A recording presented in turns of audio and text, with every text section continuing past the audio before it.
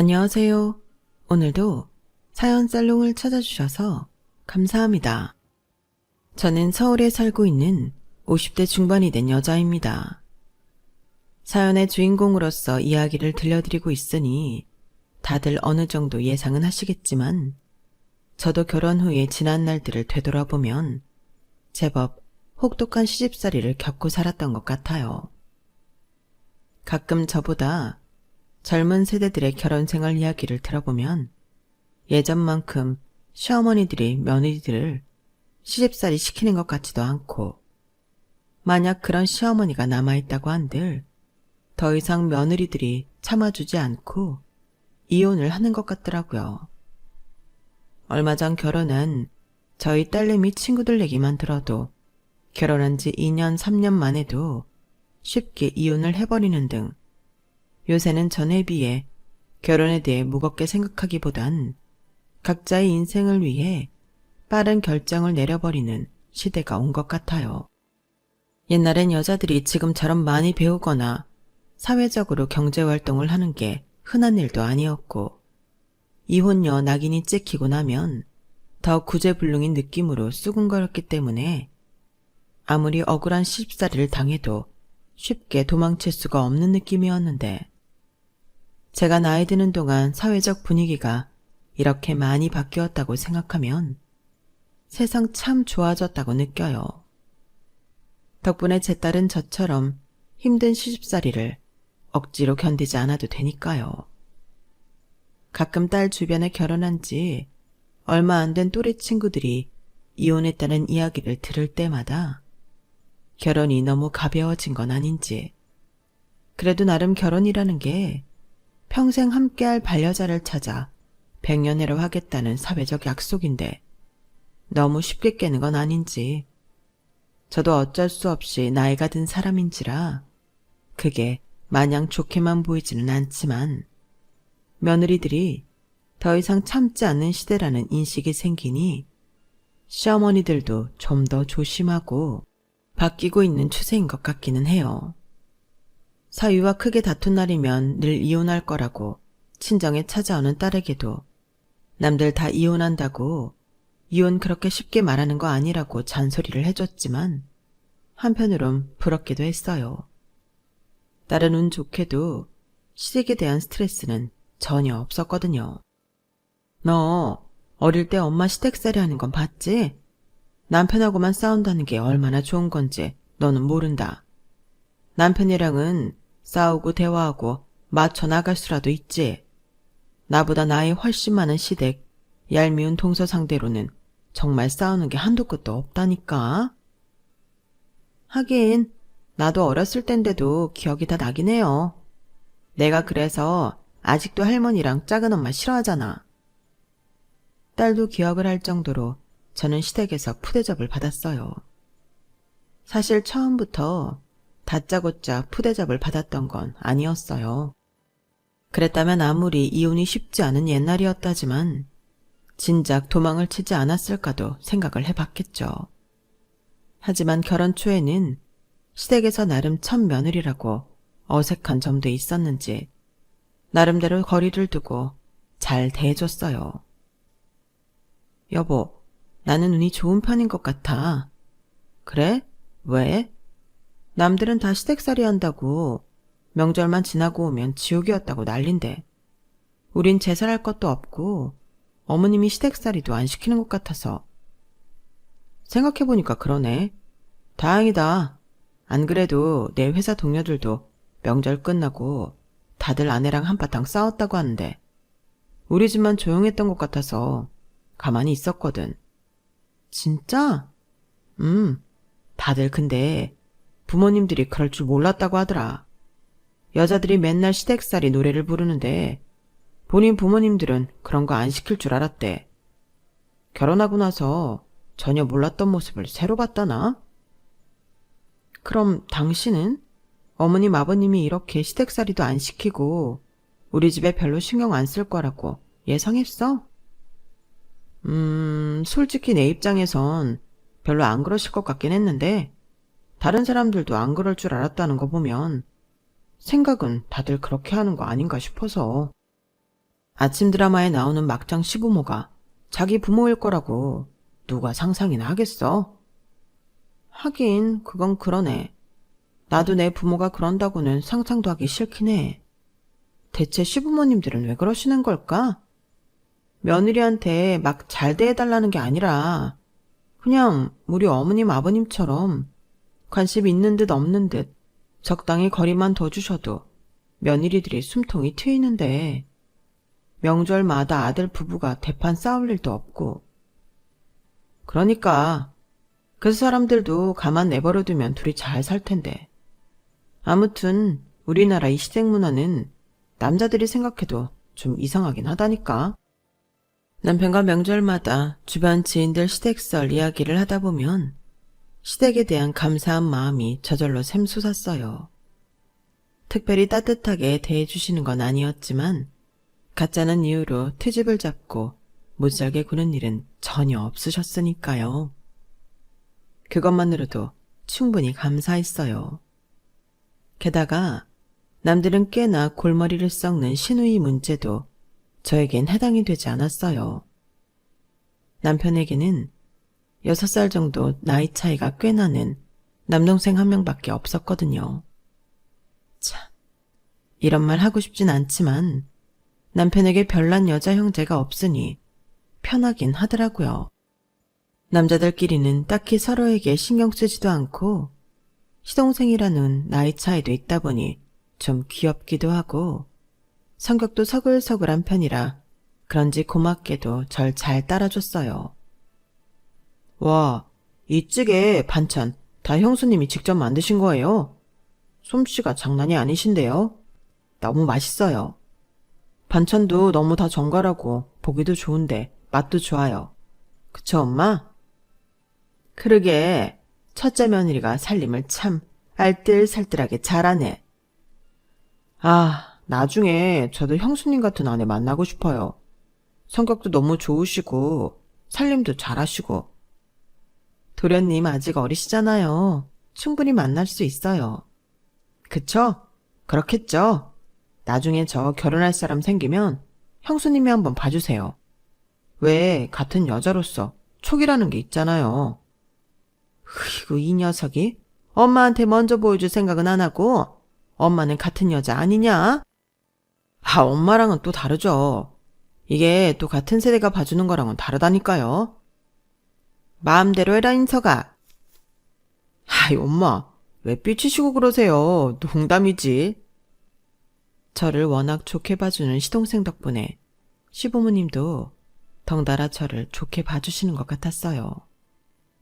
늘 제가 한 음식이나 살림을 한 발 앞서서 칭찬해주니 그런 부분에서 괜히 지적받을 수 있는 부분도 넘어가지고 가족 분위기도 더 화기애애해졌죠. 도련님 감사해요. 도련님이 늘 나서서 분위기를 좋게 만들어주셔서 어머님이 저를 더 좋게 생각해 주시는 것 같아요. 에이, 뭘요. 사실 저도 엄마가 형수님한테 어떻게 하실지 별로 예측이 안 됐는데 저랑 형이랑 옛날부터 해왔단 말이 있거든요. 우린 어떻게든 부모님이 아내들이랑 사이 멀어지는 거 막아보자고요.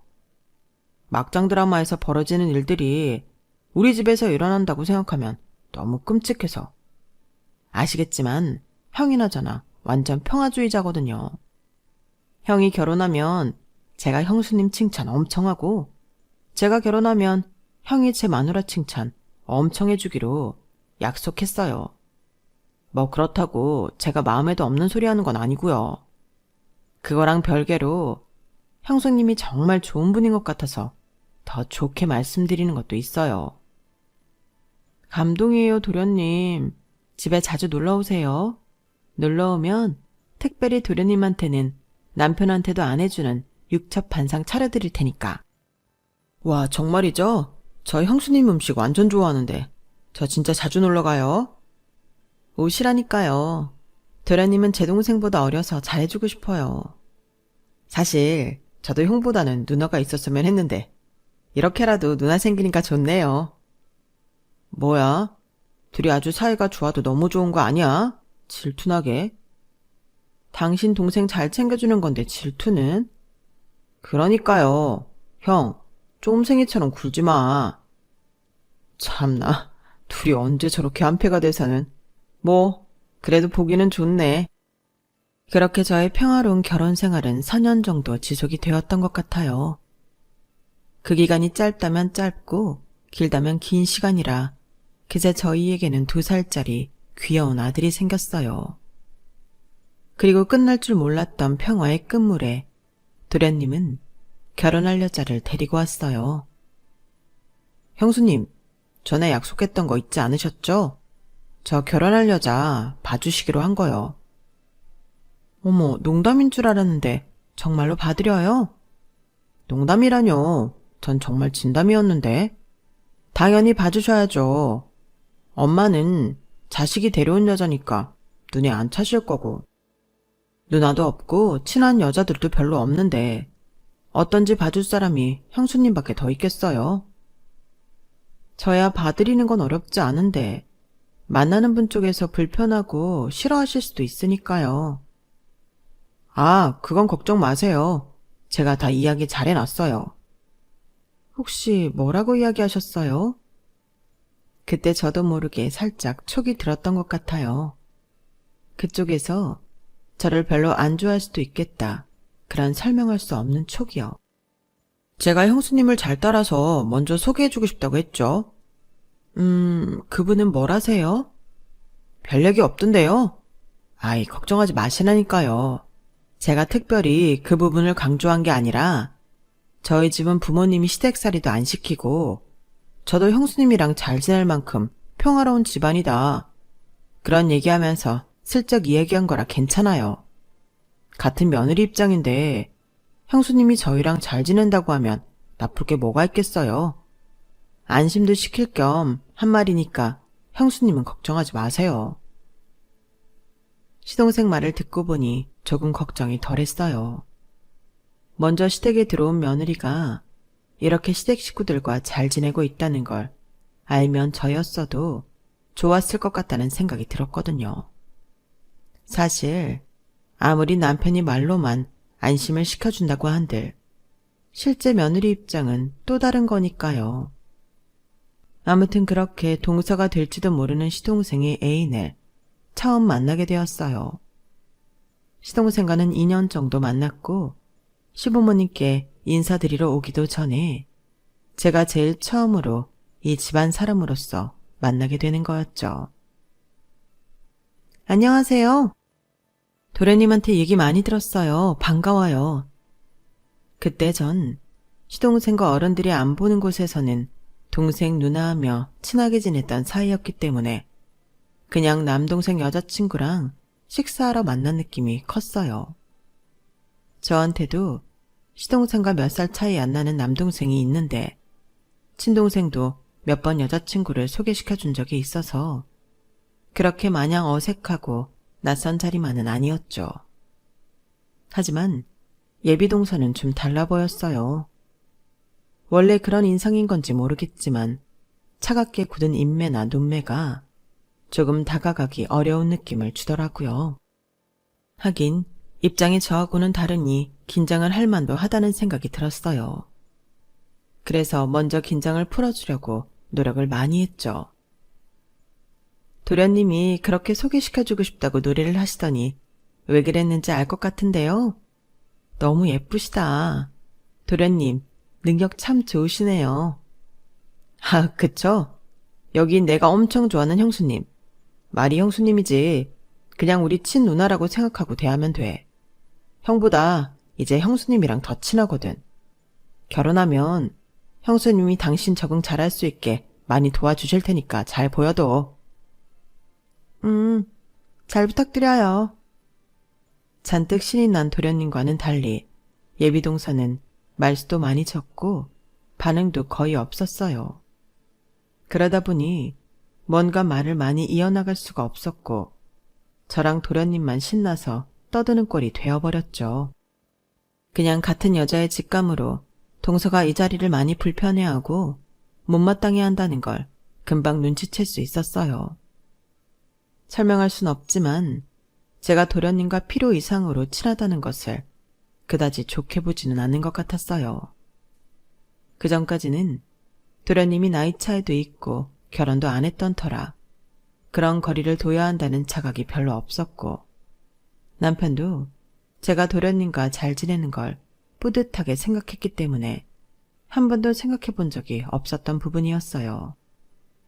그래서 이 자리가 파하면 도련님께도 주의도 드리고 앞으로 저도 조심해야겠다는 생각이 들었죠.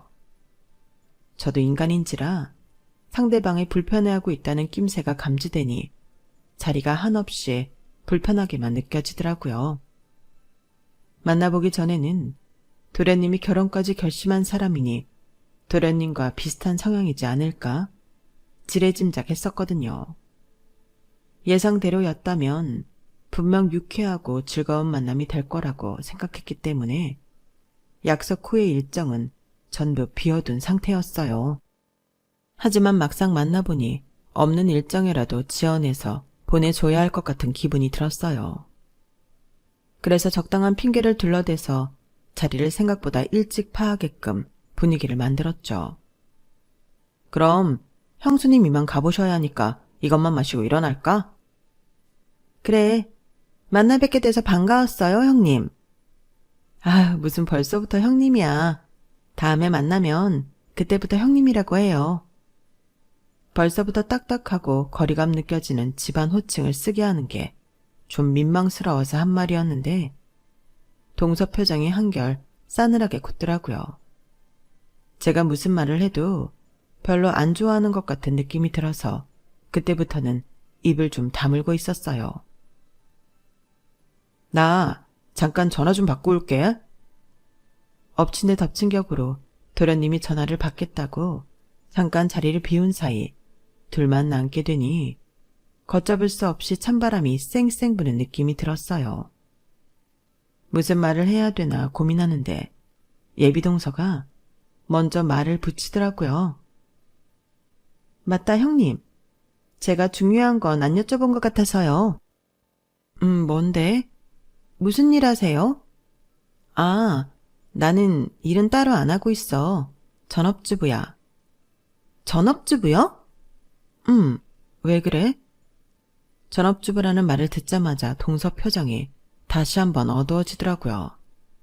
이쯤 되니 제가 동서랑 세대 차이가 나서 자꾸 저도 모르게 말실수를 하고 있는 건지 헷갈리기까지 하더라고요. 아니, 요즘 세상에도 전업주부가 있나 해서요.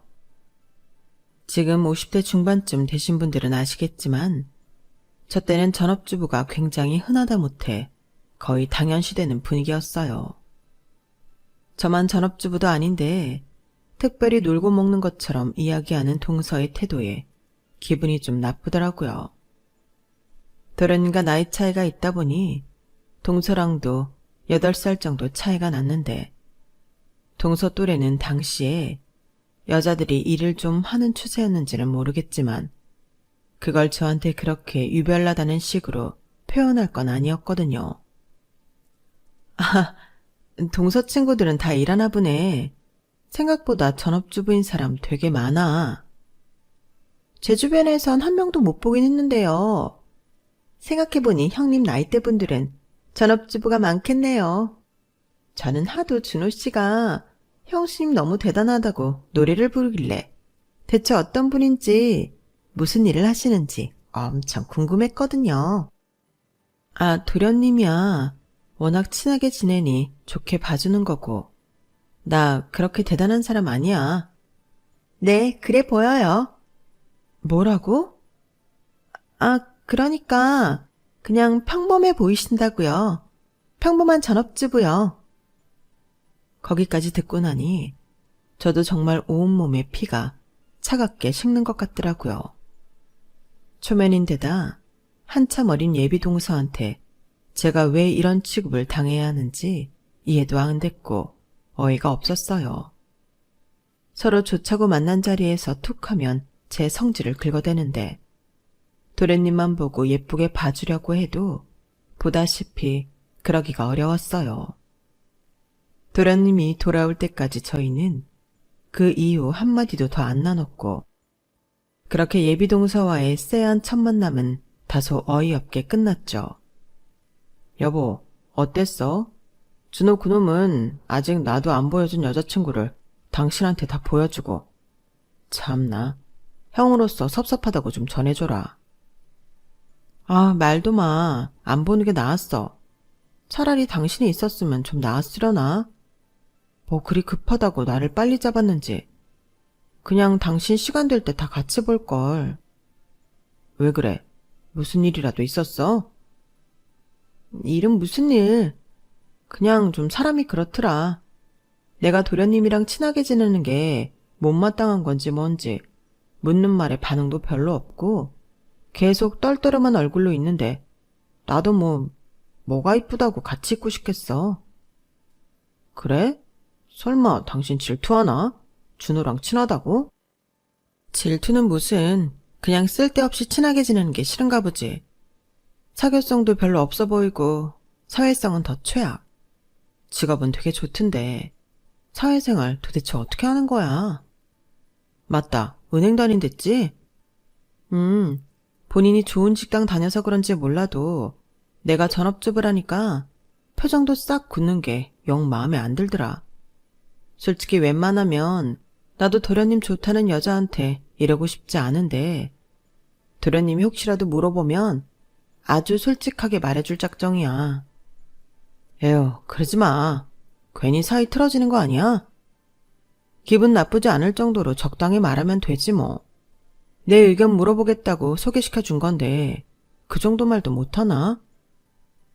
하긴 괜히 이상한 사람 집에 들였다가 더 시끄러워지는 것보단 사전에 말을 해주는 게 낫겠다. 나도 내 아내가 이렇게 학을 떼는 사람 별로 동생 아내로 보고 싶지가 않긴 하네. 남편이 그날 씩씩대는 저를 달랜다고 좀 고생 꽤나 했을 거예요. 그리고 이틀 정도 후에 도련님에게 전화가 오더라고요.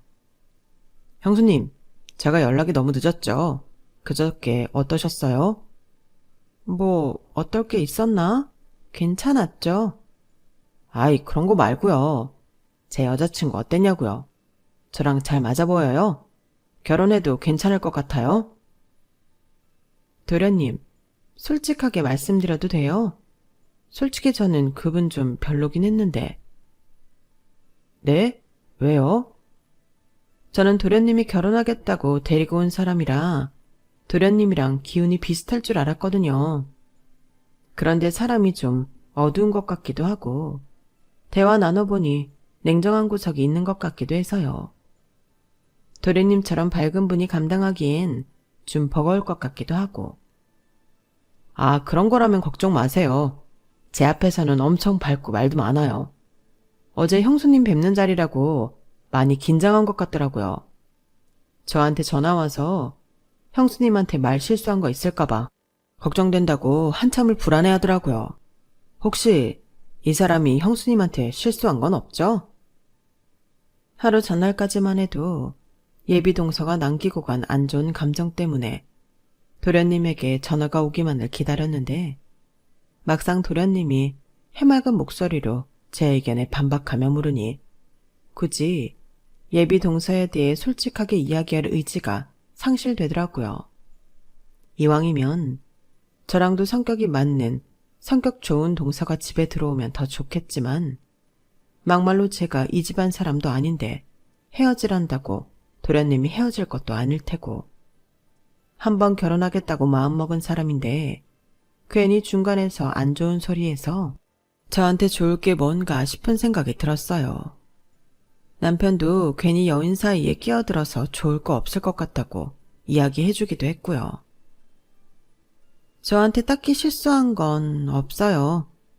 전 그냥 도련님이랑 성향이 안 맞아 보여서 그랬던 건데 제 앞이라 긴장해서 그랬던 거면 이해가 되네요. 어찌됐든 그분을 제일 잘하는 사람은 도련님이잖아요. 제가 몇 시간 같이 밥 먹고 대화해봤다고 다 아는 건 아니니까. 도련님이 좋으면 좋은 사람인 거죠. 형수님, 역시 형수님이에요. 감동이에요. 그럼 저도 제 느낌을 믿고 부모님한테 밀어붙여 볼게요. 정말 감사해요, 형수님. 그때만 하더라도 불쾌감은 잠깐이고 금방 잊혀졌어요. 어차피 제가 느낀 대로 사람이 별로라고 해도 저하고는 크게 상관없는 일이라 여겼거든요. 1년에 몇 번 만난다 하더라도 시부모님 생신 2번에 명절 2번까지 많아야 4번을 겨우 넘길까 말까인데다 제사조차 안 지내는 집안이었으니 실질적으로 부딪힐 일은 많지 않을 것 같다는 생각이었어요. 하지만 그건 저의 패착이었어요. 결혼을 해 정식으로 이 집안 사람이 된 동서는 저에게 이유도 목적도 없는 시비를 걸어오기 시작했거든요. 처음엔 그게 동서와의 첫 만남에서 유추했듯이 시동생과 제가 필요 이상으로 사이가 좋은 것 때문인 줄로만 알았어요. 그래서 유감이지만 시동생과의 좋았던 관계는 과감하게 끊어내기로 결심을 했죠. 서방님, 이제 제 연락처로 직접적으로 연락하시는 건 그만두셔야 할 것 같아요. 네? 갑자기 그게 무슨 말씀이세요? 이제 용건이 있으면 남편한테 직접 하시고 전할 말이 있으시면 남편 통해서 전달해 주세요. 아니, 제가 언제 용건이 있어서 연락드렸어요. 그냥 안부 인사나고 그러는 거죠. 갑자기 서운하게 왜 그러세요? 이때까지야 서방님께서 결혼도 안 하셨고 가정이 없으니 자유롭게 연락을 주고받았다지만 이제는 안사람 눈치도 좀 보셔야죠. 남편이 시누이랑 친하게 지내는 것도 아내 입장에선 부담인데 쓸데없이 형수하고 친하게 지내는 모습 보여줘서 뭐가 좋겠어요. 아니, 그래도요. 큰맘 먹고 담담하게 선을 그었더니 시동생이 눈에 띄게 속상해하는 모습을 보였어요. 저 역시 친동생처럼 아끼던 사이였던지라 아쉽긴 했지만 시동생을 위해서도 이게 맞다고 생각했어요. 결혼한 지 얼마 되지도 않은 신혼부부 사이를 저처럼 둘 사이에 중요하지도 않은 사람 때문에 망치고 싶진 않았거든요. 남편 통해 일일이 연락을 주고받는 건 번거롭다 보니 자주 주고받던 안부가 뜸해지고 자연스럽게 시동생과 사이는 서먹해졌어요. 그게 시부모님 눈에도 보일 정도라 이만하면 동서가 만족을 했겠지 싶었는데 저를 대하는 동서의 태도는 여전했어요. 동서, 이번 어머님 생시 때 괜찮은 일식당 예약할까 하는데 어떻게 생각해? 네? 일식당이요? 어머님 회 좋아하시잖아. 내가 분위기 좋은 일식당을 알거든. 에이, 그것보다 그냥 집에서 차려드리는 건 어떠세요? 전에 어머님이랑 얘기해봤는데 누가 차려준 음식을 먹어본 게 너무 옛날이라고 하셔서요. 남편이 형님 음식 엄청 맛있다고 노래를 부르던데 저는 한 번도 못 먹어보기도 했고요. 그래도 생신인데 고급스러운 데서 코스 요리라도 사드리는 게 낫지 않아? 내 우리는 굳이 어머님 생신 아니어도 우리 집에 놀러오면 먹을 수도 있는 거고. 형님, 제가 일하는데 형님 집에 놀러갈 시간이 어딨어요. 어머님 생신상 차려드릴 겸 저도 형님 음식 먹어보고 싶은데 오랜만에 솜씨 좀 발휘해주세요. 근데 동서, 왜 생신상을 나 혼자 차리는 것처럼 말하지? 집에서 생신상 차려드리는 거면 나나 동서나 보통 힘든 일 아니야. 그냥 식사도 아니고 생신상인데 서운해하시지 않게 진수성찬으로 차려드려야 할 거 아니야. 동서 감당할 수 있겠어? 그날 되면 다 알아서 하죠. 걱정도 참. 그럼 집에서 하는 거죠? 어머님 엄청 좋아하시겠다. 제가 말씀드려 놓을게요.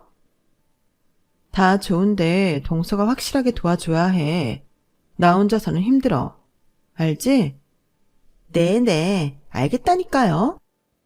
집에서 생신상을 차리려면 일만 늘어나는데 잔뜩 신난 동서의 얼굴을 보니 마음 한구석이 계속 찜찜했어요.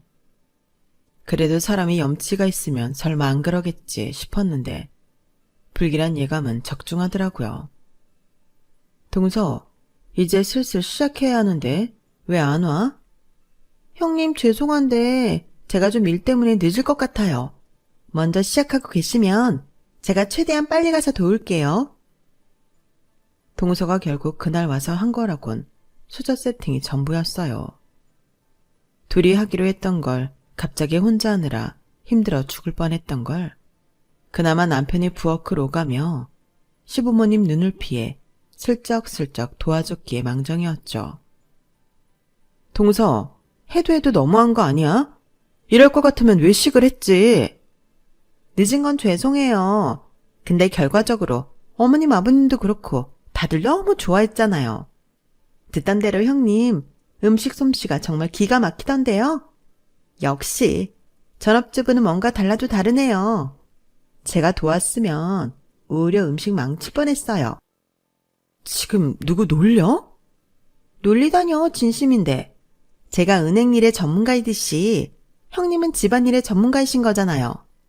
기껏 돈 벌어오는 아내 두고 맨날 형님 같은 사람을 최고로 치는 남편이 이해가 안 됐었는데 오늘 처음으로 이해가 됐어요. 저 같아도 이렇게 맛깔나게 음식 해오고 집안일을 척척 잘하는 마누라가 있다고 생각하면 너무 좋을 것 같아요. 동서는 아주 습관적으로 본인은 일을 하고 저는 주부인 걸 상기시키며 은근히 저를 까내리는 발언을 했어요. 도대체 제가 주부인 게 죽을 죄도 아니고 왜 이렇게 틈만 나면 못살게 구는지 이해가 안 됐지만 일일이 대응해봤자 싸우는 꼴밖에 안 나니 그냥 제가 참게 됐죠. 그래도 지치지 않고 시비를 걸어오는 꼴이 너무 괘씸하더라고요. 동서가 집안에 들어온 후로 저에게 전혀 스트레스 요소가 아니었던 시댁 방문이 스트레스로 다가오기 시작했어요. 게다가 어머님 아버님마저도 동서의 은근한 이간질에 저를 조금씩 차별하는 게 느껴졌어요.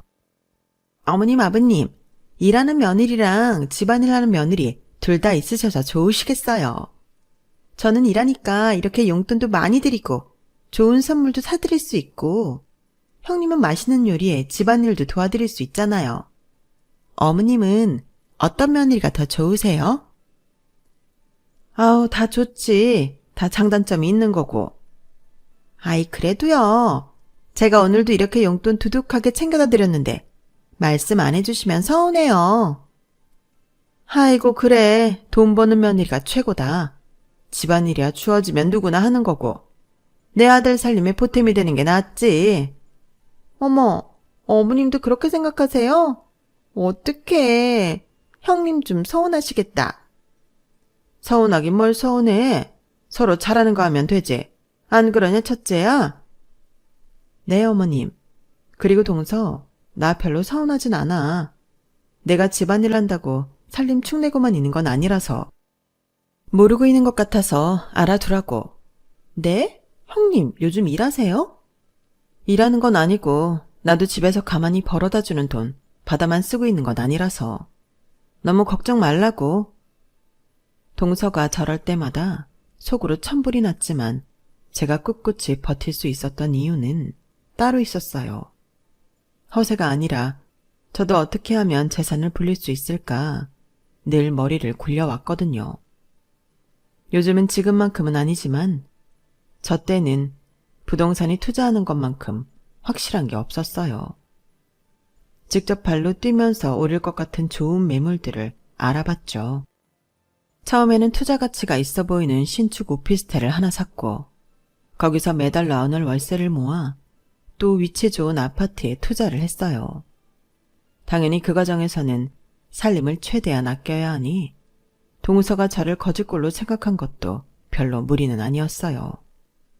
끊임없이 저와 본인을 비교하며 시부모님 앞에서 저울질하는 동서 때문에 저는 시부모님 눈밖에 나지 않기 위해서는 집안일이라도 더 어필을 해야 했어요. 다행히 그런 고생들이 헛되지 않게 어머님께서는 저를 어느 정도 이해는 해주셨고 마침내 투자했던 아파트와 오피스텔이 올라 큰 수익을 보는 날이 오게 됐어요. 아직 남편을 제외하고 시댁 식구들에게는 제가 부동산 투자를 하고 있다는 게 비밀이었던지라 따로 말을 하지는 않고 있었는데 그날도 어김없이 동서가 저를 긁더라고요. 동서, 어머님 아버님 드실 다가상 좀 내오자. 아, 형님, 저 일하고 오느라 너무 피곤한데 오늘은 형님이 좀 다 해주시면 안 돼요? 동서, 내가 계속 참고 이해해주려고 했는데 이제 진짜 안 되겠네. 동서가 동서 좋아서 일하는 건데 왜 내가 사정을 봐줘야 해? 여기 지금 안 힘든 사람이 누가 있어? 아, 알만한 사람끼리 사정 좀 봐주시면 어때요? 어차피 형님은 낮에 계속 집에서 빈둥대다 오셨을 거 아니에요. 설마 집안일도 일이다. 뭐 그런 말씀 하시려는 거 아니죠? 경제적 활동도 아니고 쉬고 싶을 때 언제든 쉴 수 있는 걸 어떻게 일로 쳐주냐고요.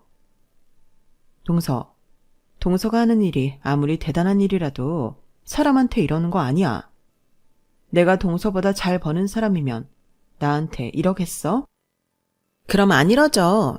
저보다 더 잘 버시면 제가 더 대접해드려야죠. 눈 하나 깜빡 않고 뻔뻔하게 구는 모습이 어이가 없었지만 오히려 잘된 일이었어요. 이제라도 본때를 보여줘야겠다는 생각이 들었거든요. 그래? 그 말 꼭 지켜, 동서. 더 잘 버는 사람 앞에서 얼마나 대접하는지 두고 볼게. 형님이 무슨 수로 그 모습을 봐요. 기다리면 알게 될 거야. 저는 오랜만에 서방님에게 직접 연락해서 동서가 일하고 있는 지점 은행을 알아냈어요. 그리고 그곳에서 거래를 하기 시작했죠. 투자로 번 돈에 부모님께 받은 재산까지 합쳐서 예금으로 묶으니 제법 큰 돈이라 단번에 VIP로 등급이 올랐고 은행 지점장과 차도 마시고 식사도 한두 번 하면서 어느 정도 친분을 갖게 됐어요. 제가 큰 돈을 예치하긴 했지만 은행이라면 저보다 더 큰 돈 가진 사람도 많을 텐데 지점장분이 아주 친절하시더라고요. 그러던 어느 날 지점장과 개인적인 약속 때문에 은행에 방문했다가 동서에게 전해줄 게 있어 잠깐 창구에 들렀어요. 동서는 저를 보더니 표정을 싹 굳히더라고요. 형님이 왜 여기 계세요? 남편이 서방님한테 좀 갖다 달라고 한 게 있어서. 그걸 지금 직접 전해주러 여기까지 오신 거예요? 안 그래도 바빠 죽겠는데 지금 대기자 많은 거 안 보이세요? 사람이 아무리 한가해도 그렇지. 일 방해되니까 대기번호표 뽑고 기다리세요. 나도 약속이 있어서 이것만 전해주고 가면 되는데 대기번호까지 뽑아야 해? 네, 번호표 안 뽑으면 저 이거 안 전해드릴 거예요. 용건 있으시면 다른 손님들처럼 번호표 뽑고 기다리세요. 솔직히 그때까지만 해도 동서에 대해 큰 악감정은 없었어요. 매번 얄밉게 구는 동서를 언젠가는 한번 놀래켜줘야겠다는 생각으로 지점장과 친분을 쌓고 있긴 했지만 만나다 보니 지점장이 정말 괜찮은 사람이어서 그런 목적 따위는 잊은 지 오래였거든요. 그런데 오랜만에 동서가 성질을 긁어대니 저도 더 이상은 못 참겠더라고요.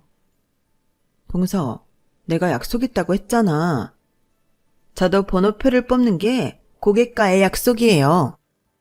그래? 나 너네 지점장 만나러 왔는데 그럼 지점장 보고 기다리라 할까? 네? 무슨 말도 안 되는 소리를. 형님이 왜 저희 지점장님을 만나러 와요? 나 여기 VIP인데 몰랐어? 너네 지점장님이랑도 꽤 친한 사이야. 대체 무슨 소리예요? 형님이 어떻게 VIP가 돼요? 지금 꿈꾸세요? 꿈꾸는 건 동서 같은데 이제 그만 좀 깨지. 못 깨겠으면 내가 직접 깨워줘? 저는 벙찐 동서에게 핸드폰 연락처를 뒤져 지점장 번호를 보여주고는 바로 전화를 걸었어요. 신호음이 얼마 안 가서 지점장이 전화를 받더라고요. 지점장님, 저 여기 너무 불친절한 직원이 있는데 어떻게 주의 좀 주실 수 없으세요? 지금 뭐 하시는 거예요? 끝까지 불신 가득한 눈으로 절 노려보던 동서는 제 전화 한 통에 허겁지겁 달려나온 지점장을 보더니 얼굴이 사색이 됐어요. 지점장님. 아, 전 또 불친절한 직원이 이대리였어요? 네, 지점장님. 직원들 교육 제대로 시키셔야겠는데요. 불편 드려서 죄송합니다. 이 대리, 얼른 사과드려. 우리 은행 VIP야. 이 대리가 동서라면서 왜 이렇게 형님 말을 안 들어? 시댁에선 하늘 같은 형님 말씀을 잘 들어야지. 지점장이랑 하도 친해졌다 보니 저와 동서의 사이도 이미 알고 있었거든요. 동서는 그 모습을 보고 꽤나 당황한 것 같았어요. 지점장님, 그게 아니라 저는 형님이 갑자기 찾아오셔서 번호표 뽑고 대기하시라고 그 말씀밖에 드린 게 없어요. 은행 VIP라고 했어도 그렇게 대했을 거야? 나도 버선발로 나오는 분인데 이 대리가 뭐라고? 이분이 우리 은행에 맡긴 돈 다 뺀다고 하면 이 대리가 다 책임지고 메꿀 거야? 아니요. 죄송합니다.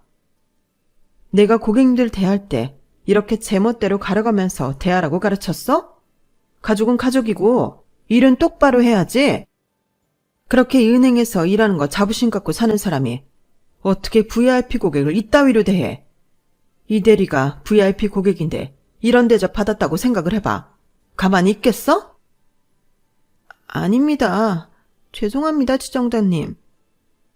지점장은 평소에 제 사연을 알고 있어서인지 일부러 더 크게 동서를 혼내는 듯 했어요. 사람들 보는 앞에서 된 돈 깨지는 모습을 보고 있자니 통쾌하면서도 불쌍한 생각도 들더라고요. 그래서 이만하면 됐다 싶을 때쯤 말리는 척이라도 했죠. 지점장님, 전 괜찮아요. 이쯤 하셨으면 됐어요. 상황을 몰라서 그랬던 것 같은데 이제는 정신 차렸겠죠. 이 대리, 공과 사는 구분해서 똑바로 일하자. 진급해야지. 네. 미안해, 동서. 지점장님이 워낙 좋은 분이라 이렇게까지 화내실 줄은 나도 미처 몰랐네. 아, 네. 그러게, 동서가 처음부터 내 말 믿었으면 지점장 호출할 일까진 없었잖아. 왜 이렇게 사람 말을 못 믿어? 그래도 너무 걱정은 말고 직장 상사인데 동서 인성 밑바닥인 얘기까진 안 했으니까. 동서 이 은행 안 다녔으면 어쨌을까 싶을 정도로 잘난 척하고 다니는데 내가 좀 꼴 보기 싫다고 동서 밥줄을 끊어버릴 순 없잖아. 그래도 조심은 하고 사람 마음이라는 게 언제 변할지 모르는 거니까. 충격을 받았는지 망연자실해진 동서의 어깨를 두드려주고 웃자 동서가 어이없다는 얼굴로 저를 보더라고요. 그 표정도 조심 좀 해. 이제 나도 더는 안 참을 거니까. 좋은 말로 할 때 이건 서방님 잘 전해주고. 그럼 시댁에서 봐. 무섭게 노려보는 동서를 뒤로하고 출입구에서 저를 기다리고 있는 지점장에게 보란듯이 걸어나갔어요. 나중에 얘기 들어보니 지점장님은 평소답지 않게 저를 위해서 일부러 오버를 해주셨다고 하더라고요. 덕분에 아주 시원한 복수국을 해서 개인적으로 식사도 사드리고 늘 그렇듯 즐거운 만남을 했어요. 사실 이렇게 가볍게 복수해주는 날이 오면 은행은 집 근처 지점으로 옮기려고 했는데 지점장님이랑 너무 친해진 바람에 옮기지도 못하게 됐지 뭐예요. 덕분에 동서가 제 눈치 보는 기간은 밑도 끝도 없이 연장되게 생겼지만요. 동서는 그 뒤로는 저와 본인을 비교하지도 일한다고 으스대지도 않고 얌전히 제가 시키는 대로 일을 따라줬어요. 동서가 말만 고분고분 잘 들어줘도 숨통이 트이더라고요. 물 흐리던 미꾸라지 한 마리를 제대로 잡아놓으니 시댁에 다시 평화가 찾아온 기분이었어요. 입으로 흥한 자 입으로 망한다더니 본인 직업과 돈으로 잘난 척하던 인간을 도로 그걸로 밟아주니 이보다 효과적일 수가 없네요. 사람 일 어찌 될지 모르는데 늘 겸손하게 살아야죠. 제 이야기는 여기까지입니다. 들어주신 모든 분들 하루하루 행복하고 건강하세요. 여러분, 사연 댓글에 응원과 현명한 조언 부탁드려요. 좋아요와 구독은 저에게 큰 힘이 됩니다. 오늘도 좋은 일 가득하세요.